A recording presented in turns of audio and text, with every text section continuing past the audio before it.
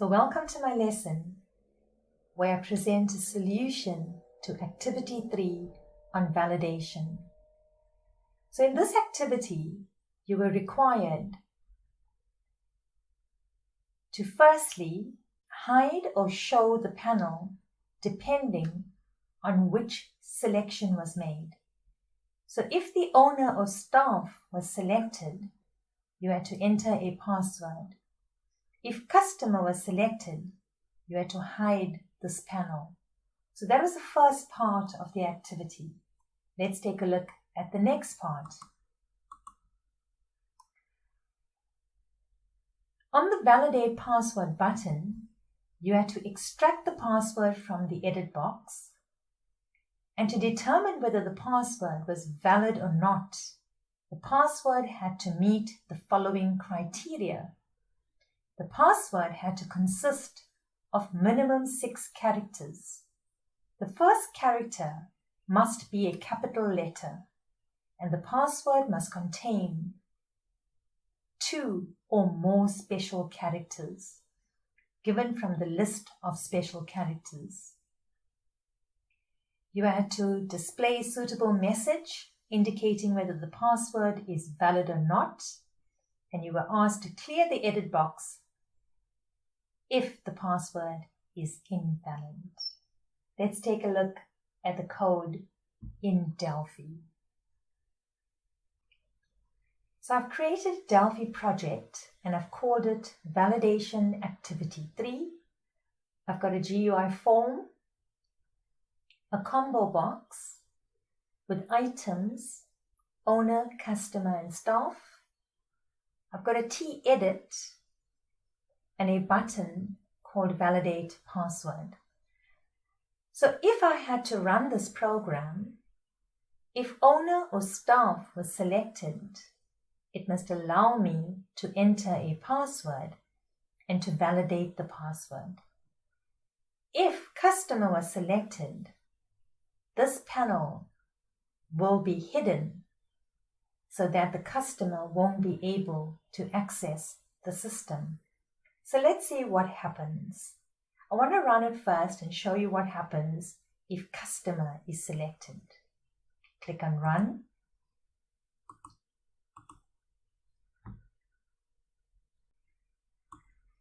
So if customer was selected, it hides the panel. So that is the first part of the program. The second part of the question asked you to validate password. Let's go and look at what we did here. So I created a variable called sPassword of data type string. I've created I for my for loop, I length to count the number of characters using the function length, I count to count the number of special characters, and I created a Boolean variable called beValid because if the password is valid, I want my Boolean variable to change to true. So I've initialized my Boolean variable to false. I've initialized my counter to 0. I entered a value using the T-edit, and I entered a password. Using length, I found the number of characters in the password.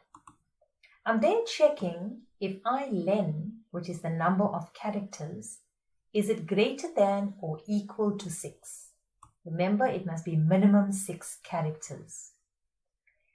If the password meets the first requirement, I'm then checking the first character. The first character of a string will be at index 1. I'm checking if that character using sets matches this range. Because remember, we want the first character to be a capital letter, but also to be a letter of the alphabet. If this condition is true, I'm then running my loop to the length of the password starting from 2, because I know that the first character is a capital letter. So the second character to the end of the password, I want to check is, when I is 2, I'm checking, is it a special character? If it is a special character and it matches the set, and note I'm using the in operator again instead of using the multiple or operator. If it matches the set, then I'm incrementing my counter, and each time I'm in a loop, I find a special character, my value of count will be incremented. Out of my loop, I'm then checking if the value of count is greater than or equal to 2, then that means if this condition is true, it means that I found minimum 2 special characters. If the condition is true, my B valid, which is my Boolean variable, is initialized to true. And I display a message, valid password. If the password is invalid, which means if it's false, I'm going to display a message, invalid password. So if my Boolean variable is still false, it means that the password entered is invalid. I'm going to clear my t-edit and I'm going to set my focus of my t-edit using the set focus procedure. Okay, so this is the coding for that. Again, I checked the number of characters and the length must equal to 6, minimum 6 or more. I checked if the first character is a letter of the alphabet and it is a capital letter. I then checked the remaining characters starting from index 2 and I'm checking if it is a special character. If it is a special character, I'm keeping count of how many characters. I then check if the number of special characters is greater than or equal to 2, because the password must consist of minimum 2 special characters. If it meets all these requirements, then display it is a valid password.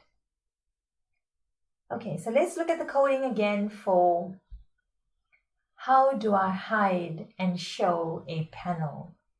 So I checked if my radio group dot item index, if the item index was 0 or the item index was 2, then it showed the panel. If it was 1, which was customer, then I had to hide the panel. Let's take a look at this program and see how it works. Click on Run.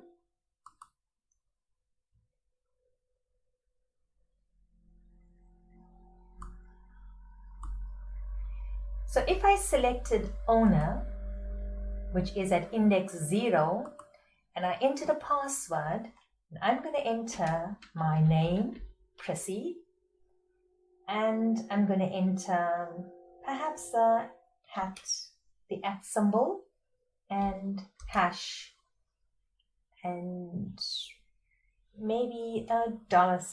There you go. And I click on validate password. It's going to give me valid password. Because the password starts with a capital letter, it consists of more than 6 characters or more, and it has minimum 2 special characters. So let's look at if the password is not valid.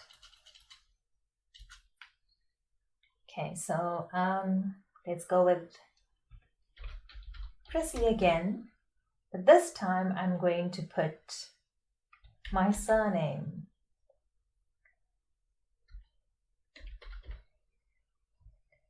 And perhaps let's use 1 special character, the $.